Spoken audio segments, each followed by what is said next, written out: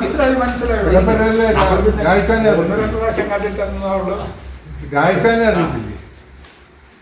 അവരുടെ ഇങ്ങപ്പുറത്താണ് ഞങ്ങൾ താമസിക്കുന്നത്. മനസ്സിലായി സ്ഥലം. ആ സ്ഥലം ജോയിച്ചാന്റെ സ്ഥലമായിരുന്നല്ലേ? അല്ല, ഇപ്പൊ അതിന് മുന്നുള്ള സ്ഥലം. അത് പറയാത്തതല്ലേ സാങ്കുട്ടിച്ചാൻ അല്ല സാങ്കുട്ടിയുടെ ഇവിടെ കുടുംബം. ജോയിക്കുട്ടിയുടെ വീതമാണ് അവിടെ വീട് വെച്ചിട്ടുണ്ട്. ഞങ്ങളുടെ കുറച്ച് ഇരുന്നുണ്ട്.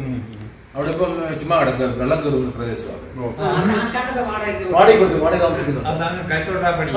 മില്ലിന്റെ പുറകെ കാണുന്ന വീട്, മില്ലിന്റെ ജസ്റ്റ് പുറകെ കാണുന്ന അടുത്ത് കാണുന്ന വീട്, വലിയ വീട്. എപ്പോഴും വെള്ളം കയറുന്നുണ്ടാവും. കണ്ടത്തിന്റെ അടുക്ക് കൊണ്ടാണ് വീട് വെച്ചേക്കുന്നത്.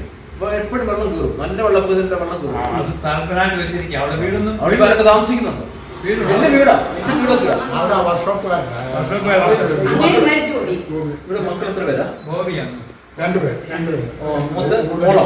മോനും ഒരു മോള് ഞങ്ങളുടെ ഇത് അവള് ജോലിക്ക് പോയിരിക്കുക. മോനെ അവര് അവനും പിള്ളേരും അവര് മോളിപ്പം ഇവിടെ ഉണ്ട്. ഇവിടെ മോള് ഇവിടെ മോളെ കെട്ടിച്ച ഇവിടെ അവിടെ കഴിഞ്ഞ പ്രാവശ്യം വന്നല്ലോ. വന്നിരുന്നോ?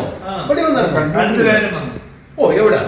ഞങ്ങൾ ഇവിടെ ഈ സ്കൂളില് സ്കൂളിലാന്ന് പറ, പള്ളിയിലൊന്നും വന്നിട്ടില്ല. ഞാൻ പള്ളി വരുമ്പോ ഞാൻ പള്ളി വരും. മോൻ വരുമ്പോഴേ വരും. വരുമ്പോഴേ വരത്തുള്ളൂ. അമ്മാമ്മ പള്ളി വരും. ഭയങ്കര പ്രാർത്ഥനയാ. ഈ ഏരിയയില് നന്നായിട്ട് പ്രാർത്ഥിക്കുന്ന ഒരു അമ്മാവനുണ്ടെങ്കിൽ ഈ അമ്മാമയാ.